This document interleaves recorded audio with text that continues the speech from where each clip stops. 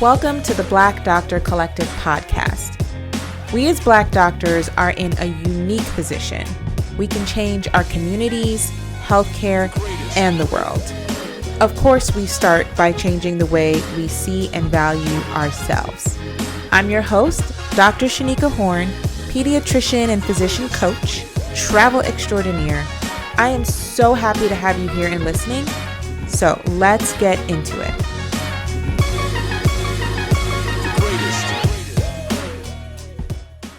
Happy Tuesday. Welcome back to another episode of the Black Doctor Collective Podcast. Today, guest episode, Dr. Trot. Welcome. Dr. Trot is a board-certified ophthalmologist specializing in oculoplastic surgery and is a self-proclaimed stubborn dreamer. I hear that. She was born in Hawaii and grew up in Wisconsin. I feel like that's such a drastic climate change, but we'll go with it. And she is pretty sure that she has experienced enough snow for at least 2 lifetimes. Yes. She's a third-generation doctor who initially wasn't interested in following her medical pedigree.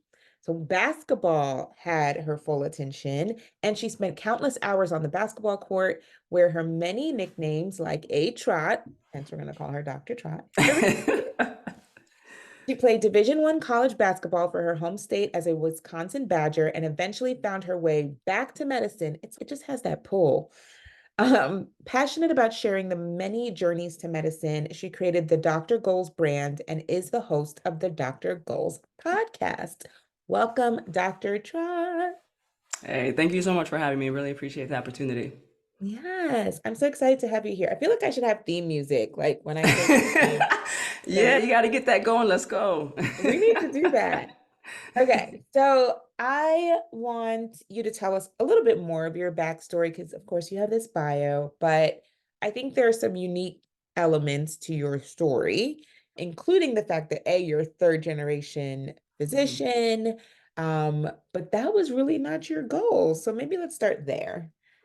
Yeah, I did want to mention before we get going, shout out to you and what you're doing, Oh, especially not only for women, but Black women and really bringing to light negotiation and the power behind that. So shout out to you. But yeah, so thank you so much for having me on the podcast. Formal name is Dr. Alana Jasper-Trotter, Dr. Trot for short, amongst many other nicknames, as you had mentioned.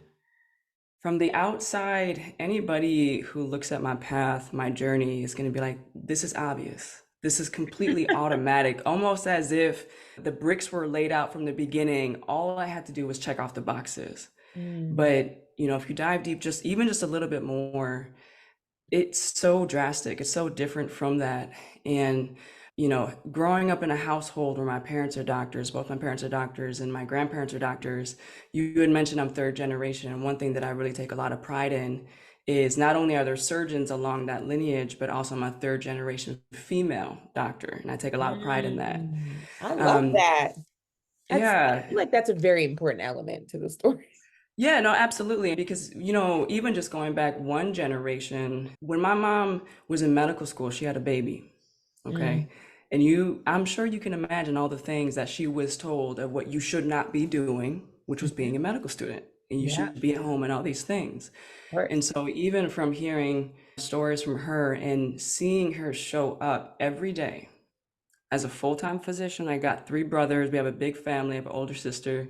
So there's a lot of us, and still being able to show up, still being able to fight that resistance, even though there were many unknowns. So in a way, there are many seeds that were planted for me, including being a trailblazer, right? But kind of going back to like when I was growing up, for me, medicine was not glamorized. There was a lot of good that came with it, but it wasn't glamorized. Like I saw the other side, I'm seeing the behind the scenes. You see things on TV, but when you see the other side, it's completely different.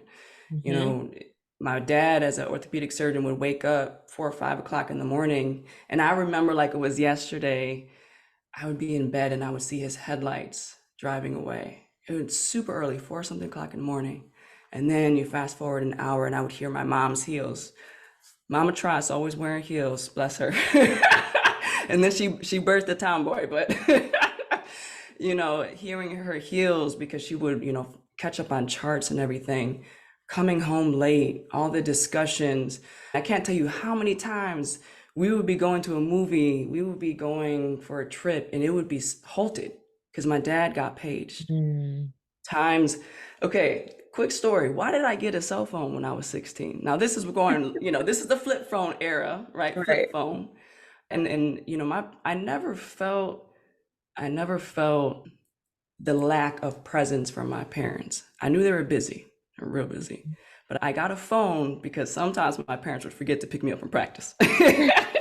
And I think they just got a little busy and I'm like sitting outside the gym. So that's how I got my cell phone. That's so I'm funny. sure nobody really knows that. But yeah, so seeing the other side of medicine and even seeing grown adults, my parents, taking tests, Mm, not knowing that they were for board certification and recertification. I'm thinking as a kid, aren't you done yet? right. So much of the fatigue, the stress, the long hours, the many times that in order for me to get a hold of my dad, I would need to page him. Mm, And he was always responsive and everything. But seeing all of that, going into medicine didn't make sense to me as a kid. mm, yeah. I was thinking, why go through such a long, strenuous, and stressful training Mm, only to be catapulted into a stressful career? I'm thinking, why in the world would you do that? So as a kid, I'm looking at my parents like, y'all crazy. Okay, I'm gonna go play ball. I'm gonna go play ball. That's my thing. And yeah. so as a kid, Love and Basketball came out. And if there's anybody that's a basketball fan listening to this, if you have not seen Love and Basketball, I don't know what you are doing. Okay, that is a classic. When I saw that movie, I was Monica. It was just at the time, if there was a title that came out about my life, it'd be and basketball because I didn't have love at the time. Came later. I love it. But, typical gym rat, so basketball was my goal, and fast forward to you get older and, life keeps happening and there's different things that happened in my life personally that I gradually started Mm, going back to what for many people was obvious, but it wasn't obvious for me because I didn't want it in the beginning. yeah. And after I figured out that this was something that I was going to pursue, you know, now being on this side and talking to other people, pre-med, med students, just having conversations and stuff, I think it's really important that you find your own path to anything that you do, but especially in medicine, because if I didn't, and if I went into it because of a sense of obligation, I don't know that I would have stayed. And I'm early career right now. Hmm. I don't know that I would have stayed. I really am curious as to what were the things that curved you back towards this path because I'm a first generation physician. And so I feel like the conversations I have with a lot of first gens is if I knew then what I know now, would I still have made this choice? And I think a Hmm. lot of people say, no, there's no way because we thought we were going to move into something where there was like light at the end of the tunnel. So the concept of moving into a stressful career was not necessarily the vision we had for ourselves. And so a lot of people are like, I would not redo. So I'm just very curious as to what were those things for you? Because maybe we just don't see it because we just don't have that experience, you know? Yeah. I think something that just came to mind was seeing the other side of medicine and the way it was normalized for me because that's what I saw every day. That So makes there's that aspect. So there's right. that aspect of kind of knowing what to expect because I've seen it day in and day out as a kid. So there's that. So there were a few things. One was I had a career-ending knee injury as a college athlete. Oh, And that was incredibly tough. You know how it is when you invest so much of your time, your life, and your identity revolves around this one thing, which we could talk about how that is with being a doctor, right? And how yes, your identity is absolutely. tied to things. Hmm. When you feel like it's taken from you, when mentally you are there, but physically your body's telling, it's a very hard pill to swallow. As a collegiate athlete, when I was dealing with my knee injury, I was working with different physical therapists, doctors, and whatnot. And I saw the good and the bad as a patient. So I've gone from growing up in a household of doctors where my view of medicine is different because if I got sick, I would go see my mom. She's internal medicine trained. Anytime I got hurt on the court, I went and saw my dad. And so I got great care. Mhm. If I were that physician, I would have treated myself very differently. Mm. There are times when you do a physical exam and your physical exam may tell you it should be this, but Mhm. there are times that you should listen to the patient, Right. right? Right. So that gave me really my first dose of being on the other side of being a patient. Mhm. And so that was one thing. Another thing is when I was going through high school, college, biology was natural to me. And I was, can't believe this memory just popped up in my head. As a college athlete, I used to know like a medical fun fact. Like I had this book with all these medical fun facts. And so my teammates would be like, Trot, what's the fun fact of the day? And so I would tell them this most random medical fun fact. And so it was like something that I would be talking about without being like, oh, wait, you're kind of catching yourself, like you Mhm. drifting back. And the third thing was the loss of my older brother, which I won't get too much into, but all those things put together really I started to notice that I was reconsidering, maybe I should consider this. Yeah. Maybe my Lithuanian grandma, who's been on my tail this whole time saying, why are you dribbling this basketball? She was a doctor. And as a kid, she was like, Alana will always be a doctor. You know, I'm like, okay, grandma. But it was that little voice that you start to pay a little bit more attention to. And then you start going back to it. And so those were like the high points. But I'll also say it wasn't after that, I was 100%, this is what I know. It's been a continual process. And Mhm. because of the ups and downs, because of the adversity, when you're exhausted, as you know, you're exhausted, you get called in the middle of the night. You might be upset while you're being called because it's probably something that doesn't need to be seen. But what I realized was every time I walked into that ED at night and I walked into that patient room, I felt this immediate honor. I felt it was a privilege. And I remember getting to a point once ophthalmology started to click more and you get more senior and everything, more comfortable. I thought, wow, it truly is an honor to be a doctor. Despite all the Yeah. fill in the blank. But it would be those moments. I think this is a G-rated podcast, so I'm gonna just sit here and smile. But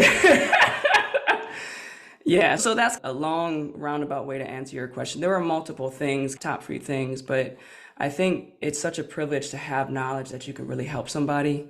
And again, with me having seen the other side, I knew what to expect. And I think that helped as well, big time, knowing how long the training is likely going to be and all the times that you're going to be absent and all that stuff. Yeah. It's funny because I often say for me, I feel like medicine was a series of uninformed decisions.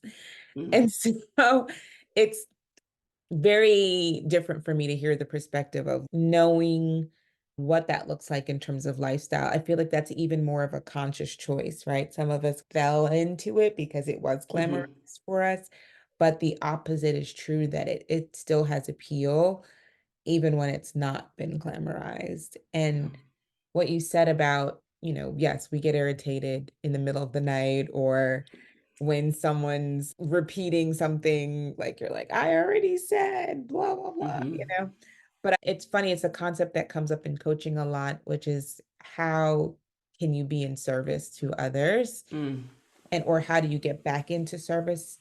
And so I think of those moments, right? It's before you walk into the room, you're really in service to yourself because you're like, I just want to sleep. I just want to relax. Like, why is this yeah. person calling me?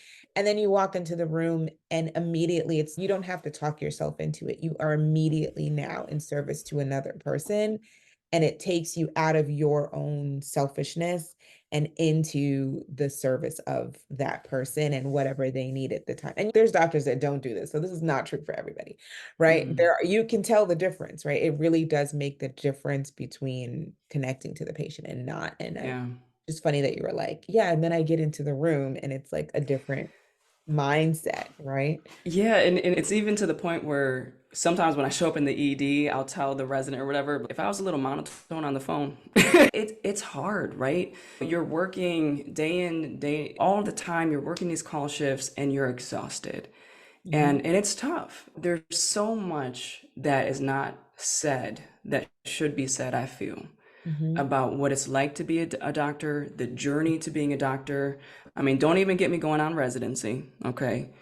But even when you show up for your first attending job, that arrival fallacy, when how many of us have shown up day one assuming that now everything's gonna be great. This is the moment that I've worked so hard for. I'm gonna get that paycheck. Exactly. I'm gonna get that paycheck. Now everything is fine.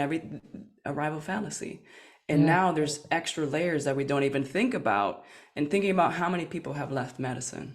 How Yeah. many people are now going out to get side businesses? And anybody from the outside could say, but don't you make enough as a physician? Why? That, first of all, I don't know that I knew it was called the arrival fallacy, but as soon as you said it, I was like, ching, bingo. Mm-hmm. That's exactly what it is. Because not only do you think you should have arrived, but everyone around you, that's Mm, especially non-medical personnel, has thought that you have arrived, right? So there's the expectation that is not met within you. And then there's the continued expectation of people around you.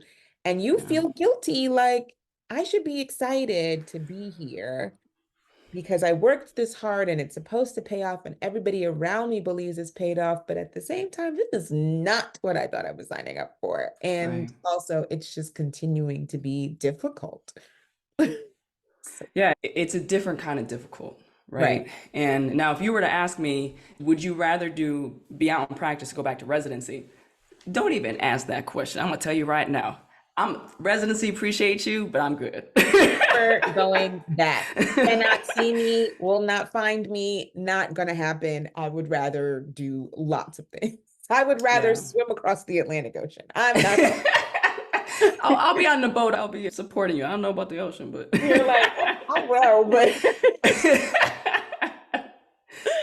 yeah. yeah, So, I mean, we know the journey into medicine is its own challenge, and then being an attending is a different type of challenge.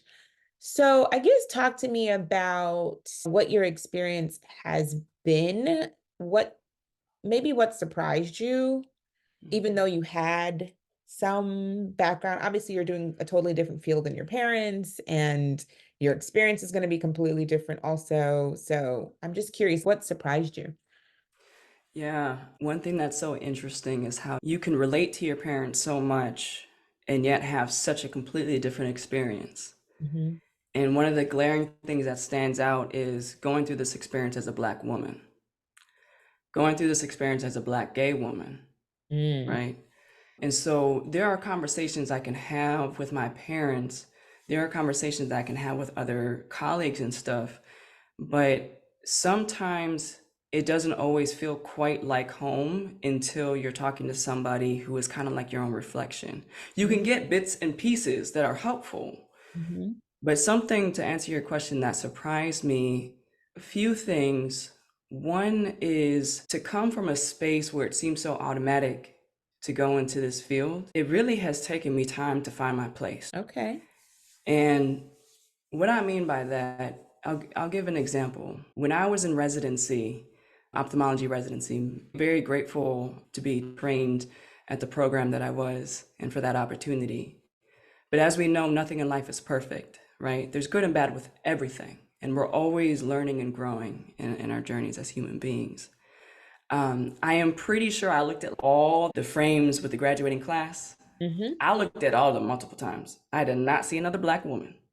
So I was not Yay. given the official title, but when I graduated, I told myself I'm the first Black woman to graduate from this ophthalmology program. Wow. Now, there's a lot of excitement that comes with that, but there's also smoke, there's also mist that comes with that as you're going through that process. So, something that surprised me with trying to find my place was, in a way, I was trying to figure out how someone like me fit into ophthalmology when I didn't quite see myself and I wasn't quite sure how I could be myself. Mm-hmm. What I ended up realizing was, if there is no seat at the table for me, well, I'm gonna tell you what I'm gonna do.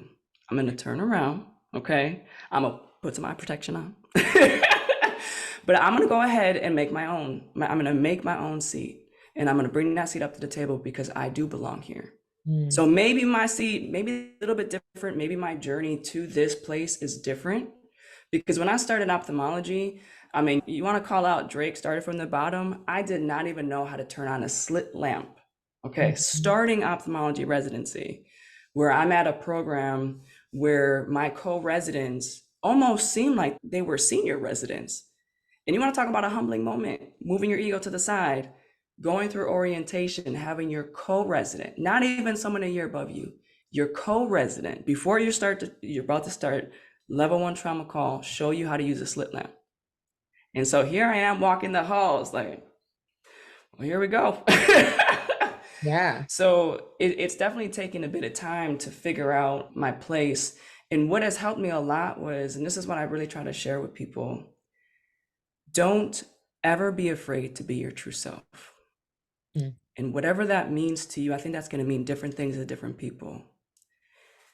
Whoever you are and whoever you are trying to be, give yourself that permission to be that person. Yeah. Now, when you show up at work, be yourself, but be a professional version of that. I once saw a video before that you should never show up as your 100% true self at work. And I do agree with that, because you got to protect yourself, right? Especially if you're othered, especially if you're the one and only. Mhm. But in spaces where we may be the one and only, you may be the only, person at your position who looks like you. I may be the only Black female ophthalmology resident at the time. And it's almost like imagining different islands all over the place where you feel like you're the only one. No one can relate to you. No one sees you, Mm. right? The music you listen to is Mm. different than other people. And just that imagery, we may be scattered, but we're here. And so I feel like like I said, what's helped a lot is giving myself permission to be myself. And a very, very, what seems simple, but anybody who can relate to this can see how this could be a deeper thing. Quick example. I wear men's clothes. I just wear it fitted. Okay. That's just my vibe. When in residency and you go on interviews, especially if you're going for a surgical field, you may shadow a surgeon on an interview and all that stuff. I can't tell you how many times the assumption was, here are women's scrubs. And for me, that actually was Wow. a big trigger. It was a Mm. big trigger because it was automatically showing me I can't be myself here. Mm. And then you go through those like few seconds of, okay, if I say something, what are they going to think about me? They're going to make all these assumptions or whatever. I just got to a point I didn't care, because the moment I put clothes on that fit me, I'm myself. But if Yeah. I put something that's not me, it doesn't feel right. And it Yeah. seems simple, but it's not. And so I would just get to a point, it just became automatic. Oh, no, I wear men's scrubs. Smile. Yeah. I think here's where I feel like it sounds ideal to be like, yes, be yourself. You should be Mhm. true to yourself. I think it's so much harder said than done. Because 100%. especially in medicine, I think, like you said, you're in an environment where people make a lot of assumptions, right? And they don't really see you. So they just see this idea of who you are. And so they look at you and they say, okay, maybe she's female presenting. We're going to give her female scripts, right? Like it's that automatic assumption. I think the same thing happens with race, right? Like people make a lot of assumptions about you based on what they think you like who they think you are, and I think some of them are overt and some of them are very subtle. So Mhm. even going into the OR and trying to fit scrub caps, like the male scrub cap does not fit women's hair. Like it's just automatic, right? Like the fact that there's two types of scrub caps and only one kind of fits hair, and they really neither of them would fit like big black. If I wear my hair in an afro, it was like that's not gonna fit. Right. So I think that there's just a lot of subliminal messages where you get into medicine and you feel like I already don't belong here, but let me try to fit where I can. And I think another element of your story that highlights that is like going into this residency and being like the one that doesn't know how to use the slit lamp. Like there's so many Mhm. examples where you feel like an outsider or you feel inadequate in some way, or you just feel othered. And so I guess it's just for me, I'm like, it's harder to be like, yeah, just be yourself when it's so how do you do that? How do you overcome the discomfort? Yeah, no, that's a great question, and I love that you said that because if I was listening to this, I would say the same thing. It's easier said than done. That's why life is a journey. Because Mhm. if you were to ask me right now, are you there, Dr. Trot, a Trizzle, too hot to trot, let's go. Am I fully there? Have I arrived? No. I think we all arrive when it's our time, right? Okay. Don't let me start preaching now. But Yes, preach on it. but so how do you even start to answer this question? It's layered. I'm going to start by saying it this way. By it got to a point where not being myself was too destructive to myself that I no longer was willing to allow that to keep happening. Because at the end of the day, when it is my time, we hope it's many years later, I am the one that's got to look in the reflection. And Mhm. so if I'm always trying to fit a box and I just said I'm a star. That's so corny. Oh my God. But if we're all trying to fit a box and it's just not us. And it's nothing to apologize for. That's the other thing. It's Mhm. nothing to apologize for. We're just all different. And yet we're all kind of pushed, cattle to go down a certain path. And yet the moment you veer off, and it could be with a simple comment, it could be the moment you say no, Mhm. then now automatically you're the trouble child, right? Mhm. So I feel that it starts by small steps. And one of the steps for me was vocally saying or even asking, even ahead of time, that I wear men's scrubs. That's a big thing for me. It's very important to me, right? And I can tell you right now, I'm the only one that I know of where I'm at that wears men's scrubs. And I wear it unapologetically. And if anybody said anything, I would say absolutely. When I get dressed up, like, you better see my shoes. They're styling. Let's go. Yeah. But it's a series of a lot of different steps. And I feel, trying to understand what fills your cup, what builds your foundation, and having peace with that, accepting that, and starting to figure out how you can implement that in various areas of your life. Now, can you show up the same at work versus if you're showing up with one of your buddies? Well, you shouldn't. I don't think you should. People can have their own opinion on that. But there's an interesting podcast that I listened to, and it was a black man who was talking about how difficult it was for him to tell someone that you can't fight every battle because there are certain battles that if you try to fight, you have to choose your battles basically. You need to learn how to choose your battles. There are certain things that it's like mist, it's there, you feel it, but you don't need to address it. Now, there are certain things that you need to address, but it's like my beautiful wife told me, people who know better do better. And so if you know better, if you know who you are, you know your truth, and someone's saying stuff, you don't need to address it, then boo boo, please go ahead. You know. So I don't know if I quite answered your question. I think part of it, also what I'll say is it plays into me being a Taurus. Like I'm stubborn as I don't know what.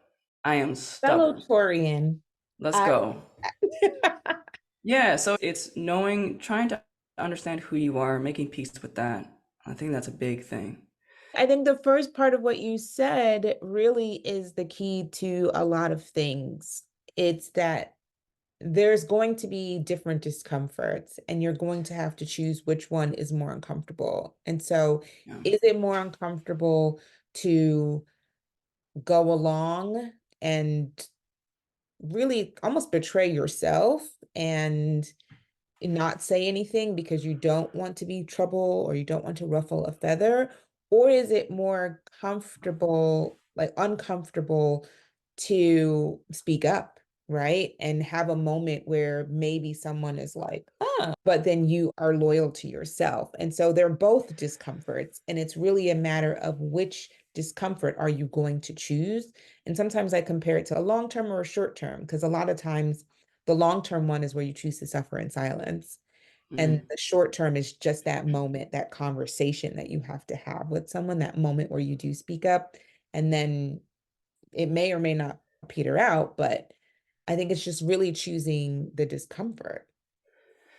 Yeah, and another follow-up thought is oftentimes we build these really big fires in our mind, 1,000%. when in reality it might be those little things that you just flow into a little boop. Not Yeah. spark. I was gonna say pop rocks, but yeah, so many times we build these big, we get in our own way. We get in Yeah, our own way. yeah. And what I have found, the more that I have peeled the layers away, and the more that I have presented myself as this is who I am, Hmm. that oftentimes a lot of people don't care. No, Actually, they the don't. flip side, Yeah. when there was, I have a suit that it's a men's suit, but I got tailors all fitted and stuff. And for me getting to a space where I am now comfortable wearing a men's suit, Hmm. it's big. But not even, but the crazy thing is, I got a lot of compliments on it. And so it's always, I could have been looking good as a teenager, but I I've was been in my holding back head. my fly. What? Exactly. So I feel like a big thing is we often get in our own way, and oftentimes a lot of people don't care. There's a saying, we are the main character in our own lives. And so Absolutely. a lot of what you're holding back, a lot of what you're dealing with, a lot of people don't care about. Now, I Yeah. can also follow that up by saying when I walk into a patient room, I pay attention to that look. And Hmm. it's that initial look, Hmm. is it they Hmm. weren't expecting I was young, that I'm black. I Hmm. locked my hair. This summer will be 2 years that I've been on my lock journey. You know, my hair, and I'm like waiting for the moment. I hope nobody reaches for my hair because I don't want to have to deal with it, and I will deal with it if I need to, but please don't do it. So sometimes I Yeah. literally position myself so the temptation is gone. Yeah. You had mentioned with the scrub caps. Um, I recently got a scrub cap that is specifically for Black women that have a lot of hair, that have locks, that whatever. Because the one I had before didn't fit. Like my locks were like sticking out. But it was a big deal that the first day I wore it, of course, nobody said anything because we are our own main character in each other's life. But for me, it was such a big moment because I'm wearing the scrub cap that I want. It fits my hair. And yeah, I'm a surgeon with locks. Let's go. Yeah. Yeah. Mind reading is one of the things, mind reading and our like internal dialogue is one of the things that I talk to a lot of physicians about because, like you said, we can make mountains out of things that are actually just moments. And Hmm. we spend a lot of time in our head. And so, just that conversation, can you convince yourself to vocalize something? Can you convince yourself to take that action, buy that scrub hat, wear the scrub hat? Because some of us buy it and then we don't want to Hmm. wear it at work. Hmm. So, just that conversation you have with yourself is actually the conversation that matters the most. I feel like we don't support ourselves as much as we could. And I'm sure that's a common human experience. Mhm. But it's like the older I get, the more I realize how simple life is. When we think about all the things we want to accomplish as a physician and all the demands, many of us are perfectionists. I very much am. We can beat ourselves up so much. We can spend hours just beating ourselves up. And then the actual thing happens and it was fine, Yeah, right? totally. Totally. So, one thing that I really hope through my podcast, the Dr. Goals Podcast, and just in general for people, when I say know that you have permission to be yourself, we're going to see on social media all the people who matched at the number one program. And that's great that you did. Congratulations. We're going to see all the people that did amazing the first time they took the MCAT. Hmm. But for all the people who didn't, raising my hand. Right. For all the people, now everybody has adversity, yes. For anybody listening who isn't quite sure where they fit into medicine, Mhm. you may just haven't found your place yet. And it's sometimes we actually have to create the path ourselves. And you think Exactly. about all the trailblazers. Maybe you don't want to be a trailblazer, but that's just what's happening, Yeah. right? Yeah. It's like being an oculoplastic surgeon. Ask me how many Black oculoplastic surgeons there are. Not that many. And sometimes just showing up, that visibility, even though there's that mist that I'm talking about, you're still showing up when there is that mist present. You see it. Hmm. You can take the power back by you deciding, is it something that do you need to respond to it? Or do you just let it go? Because there gonna be some boxing matches where people are pulling you in, wanting you to indulge, Yeah. right? So they Mhm. can use it as an example as to fill in the blank. But Mm-hmm. imagine a life where you could just walk right past that boxing rank, you're listening to Beyonce, and you can even wave to them. But you're doing your own thing. Why? Because the best revenge is happiness. Yeah. And so live your truth, live your truth. And I feel like once you start to do that more and more, you start to see other people Mhm. similar to you. And I think that can help as well with your earlier question of how you can live your truth, how you can be yourself, while also, and this is what your work is so important with contract negotiation, boundaries. Mhm. Boundaries are so incredibly important, especially as women. Some people may not be too excited about someone saying no, or be excited about, actually, I do need this in the contract, even Mhm. though this thing will, quote, never happen, Mm. right? Boundaries are powerful, but I do think if you are someone who sets boundaries, which I encourage each and everybody to do so because it helps to protect you, it helps to protect your family. Because when your work life affects you, it's a ripple effect. And people who love and support you, they feel that, Yep. right? So with boundaries, I feel it can really help to support you mentally, physically, I'm going to say soulfully, and so that's another thing that I think is important as well. If I was told, I don't know why I'm running with the scrub example, but if I was told the only way I could be in the OR is to wear women's scrubs, then you know what I would do? I would call the CEO, whoever I need to call, and I would show up in men's scrubs and I would say, hello. Right. Right. I'm Dr. Jasper-Trotter. Let's go. I love it. I think, like you said, you don't always want to be a trailblazer. I was having this conversation with some other doctors, and I was like, I'm usually the vocal person, right? I'm usually the one that is asking for a lot more, that's saying the thing. And there's like the people in the background who are like, oh my God, I'm so glad you said that. Oh, Hmm. it's so great. I've been thinking the same thing. Like the people who will support you in the back, but they don't vocally say it out loud. There's a lot of people like that that's going to be around you.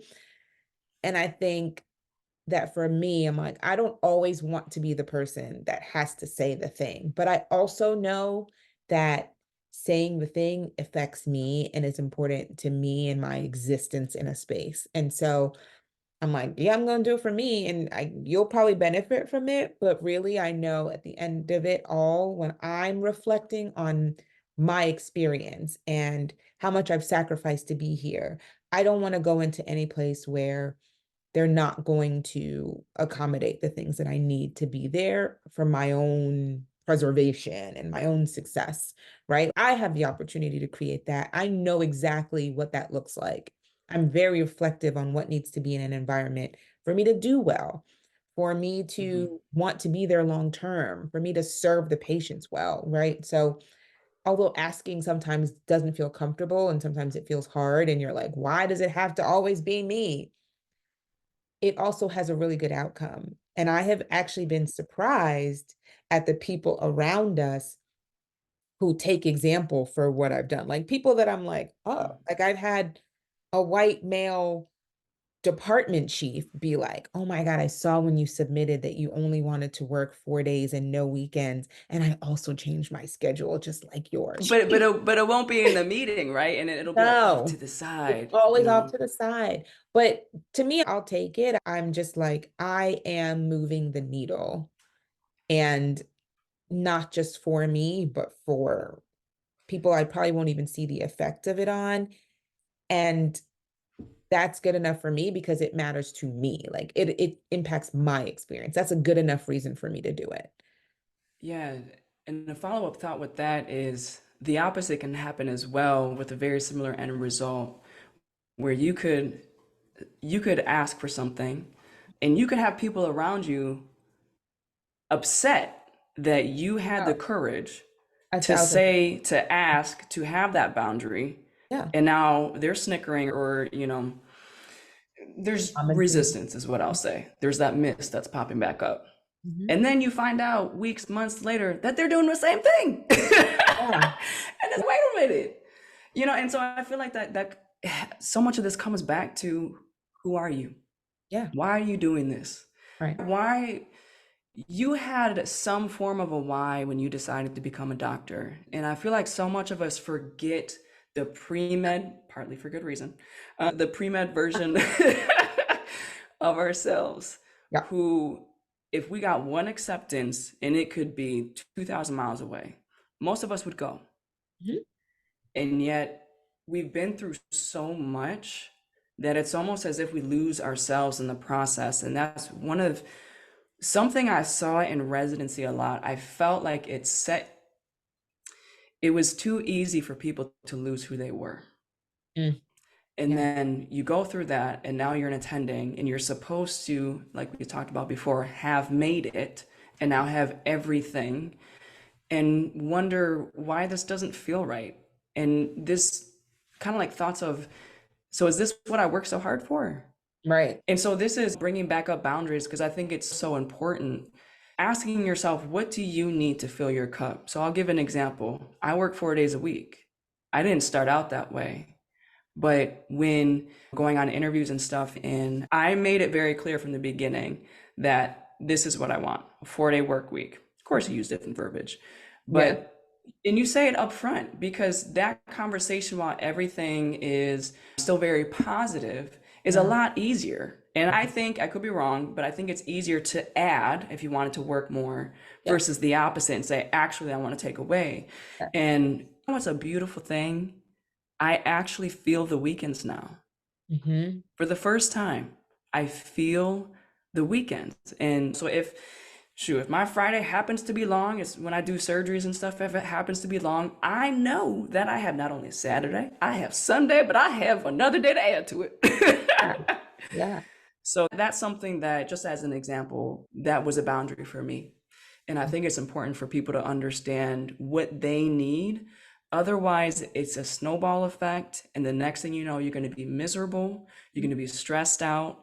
You're going to be counting down to retirement, or maybe you're going to leave medicine. And I feel like when you're a patient, because we're all going to be a patient one day, and that doctor walks in, I hope you feel that confidence, that trust in that physician. I hope, because I do believe in karma. And this is quite a bit of a tangent, so I'm not quite sure where I'm going with this. But I guess all of that to say, it's easy to fall into the hype of being a doctor. Yeah. And I think there's a lot of good. I really do. Like my mom told me, being a doctor is like being a detective. You get to be a detective. And in what career, what field do people tell you the most vulnerable things, tell you very private information, and if they need to for an exam, strip naked, right? Right. They're very vulnerable with a stranger. And Yeah. you have the opportunity to help so many people in many different ways. And yet, have you even started to look at yourself? Do you Mm-hmm. even know what you need? Do you use the Help bathroom yourself. when you need to use the bathroom? I'll put a period there because I can keep going. No, really, it's like, how can you help yourself? Right. And if you can't, it's literally the message that I see anybody that has experienced a hint of burnout or exhaustion comes back to, which is that the only way to serve others is to serve yourself. And speaking up and asking for things actually promotes sustainability. And so if your mission was all along to serve people, you have it's required that you serve yourself. You just have to do it. So, in that vein, speaking of having a voice and sharing this message, you have a podcast. So, tell us about your podcast and what are the goals there? Yeah, thank you. So the idea with the Dr. Goals podcast came, and I use this as an analogy. One of the homes I grew up in was used as a water station for a marathon. Mhm. And I used to go outside and watch the marathon runners go back and forth. And I was just so fascinated with why people would voluntarily put themselves, not only physically, we know there's a mental add to it, right? Mhm. Voluntarily put themselves through hell. Yeah. And it's like someone could be running to prove themselves that they can do it, running for a family member that's passed away, for health reasons, for so many different things, that they're putting their bodies through exhaustion. And I Right. see parallels with that in medicine. Mhm.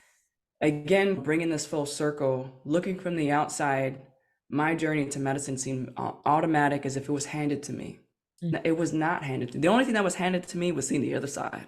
Enough for me to say, no, I'm good. Yeah. But looking deeper, and I think many people can relate to this, one's journey is full of many ups and downs, and many times it can feel like you have more failures than successes. Mhm. For a while, I felt like I was the only one going through as a pre-med and everything of like, why am I'm getting all these rejections, right? I felt like that I was the only one who bombed the MCAT. I felt like I was the only one who was struggling in residency to find my space and all that stuff. Come to find, the more people I talk to, everybody has a story. And what I love about, and the goal with the Dr. Goals podcast is basically bringing to surface the many journeys to and through medicine, because I don't want people to feel alone. It can feel very isolating when you think you are the only one. It's 5:07 p.m. as a resident. You're on call again. You're stuffing your face down with, whatever it is, and you're Hospital, miserable. hospital graham crackers and the little apple juice cuppies. There you go, right? And it's, you get it, and you have grand rounds to present tomorrow. You know what I'm saying? Right. Everybody has a story to tell, and I want people who to listen to the podcast can relate to at least one story. I think they can relate to a lot of different aspects, but what is it like being a mom in medical school? What is it like going to medical school in your 30s, starting residency in your 40s? All these things that seem, quote, non-traditional, that I purposely put in air quotes, because, traditional versus non-traditional, like, just take that away. Everybody has their own journey. You know what I'm saying? And so a quote that really resonates with me that I feel like helps to summarize the podcast was said by Henry Ford. Failure is simply the opportunity to begin again, this time more intelligently. And we can see adversity, setbacks as failure. And sometimes we truly fail, right? We failed. But how do you bounce back? How does that catapult you to X, Y, and Z? And there's just so many stories. And I love being able to put a microphone behind that and just really showcasing the underdog stories, the people who were told you cannot make it, you won't make it, because that was me. I was Yeah. told I'm not going to get into med school. You're crazy for going into ophthalmology, all of this stuff. So go ahead, look at me as an oculoplastic surgeon and say it was easy. It Right. wasn't easy, Right. right? And so that's the goal with the Dr. Goals podcast. Generally, new episodes come out on Mondays and everything, and very passionate about it. Like I said, I don't want people to feel alone. I want people to be able to resonate with a lot of these stories and to add a little bit more of a human side to this journey. Yeah, that's beautiful. I love the concept of sharing like you said, the quote unquote non-traditional point of view. And actually, the more you hear them, the more you realize actually they might be the more traditional points of view because Right, right. everyone has a story, right? Right. There, Yeah. there are very few people who have this straight line through with like perfect scores and whatever. Like everyone has some challenge, some obstacle, some hiccup that we had to overcome to get where we are, and that we've either used to buoy ourselves and to turn it into something, or it has crushed us in some way. So there's just different outcomes for different people, but a lot of us have a story to tell. So just Mhm. it's beautiful that you're having this platform that allows people to really share the parts of their story that we don't like to talk about because we don't like to talk about it. And so many people are having the same experience and need to hear that they are not alone. So, Yeah, there's just something about visibility. I mean, given you're listening to it, but visibility is powerful in so many ways. So I'm gonna just go ahead and leave that there because I could talk forever. but naming, like you said, naming something, right? Naming an experience, naming that what you are going through is not your own solo journey, but that it is something that's occurring in the community and there's other people like you. So I think that's just beautiful. And if I may add very quickly, the thing with visibility, you never know who's watching. You Right. never know who's watching. Yeah. And there could be somebody. How many times have you had a patient who looks like you and you see that smile? Mm-hmm. I had a patient, a Black patient, who told me a couple of things. One said that he was so proud that he can tell that I am doing this my way. He said, you just look so comfortable in your skin. And Mm. I didn't have time for it because I was in clinic. I almost was like, woo, let me tell you. This seems like an end product, but this is a journey as we've been talking about. Yeah. But the other aspect too is all it takes is someone seeing one person to know that it's possible. Yeah. And Yeah. it could be you. How beautiful is that? All of that you've been through, all the resistance, adversity, it could be you. Yeah. I'm going to say, as a pediatrician, I take special joy in seeing little Black children that are like, you are the doctor? I'm like, yes. And Yeah. even all the children of all races taking the Doc McStuffin sticker on their way out. Because I'm like, that's Let's go. Let's get representation. it.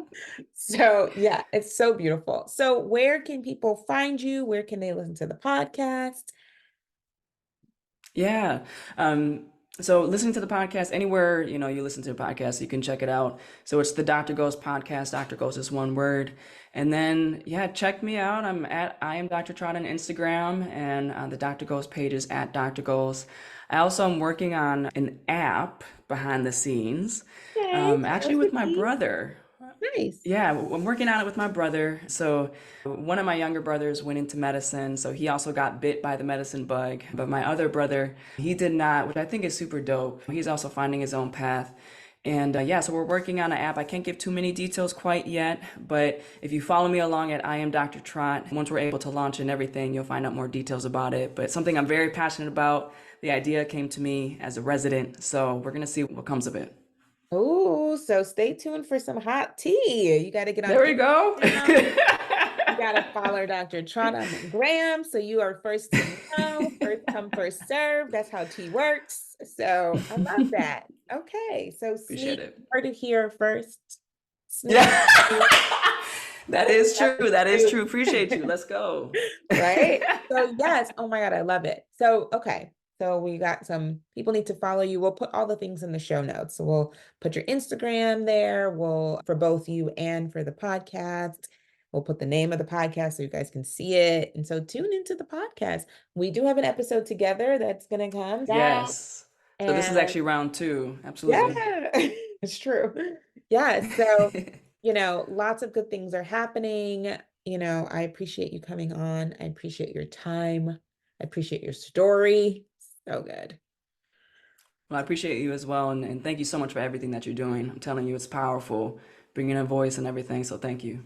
Yeah, thank you as well. Okay, folks. So y'all, like I said, y'all heard it here. Please follow Dr. Trot on the gram so you know what's coming because we all gonna have our eyes peeled for new development.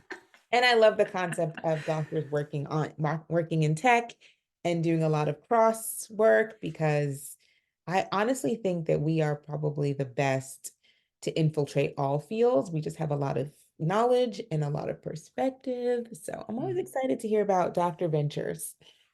It's going to be good. All right, folks, until next week, thank you for tuning in. We will see you later. Bye. Thank you so much for listening. Please subscribe to the podcast. And what I want you to do next is link us everywhere you can. Instagram at The Black Doctor. Just become part of our collective. I want you here. Thanks. Until next time. Bye.